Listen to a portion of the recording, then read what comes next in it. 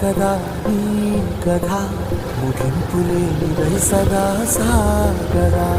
ఇదే కదా నీ కథ ముగింపులేనిదై సదా సాగరా.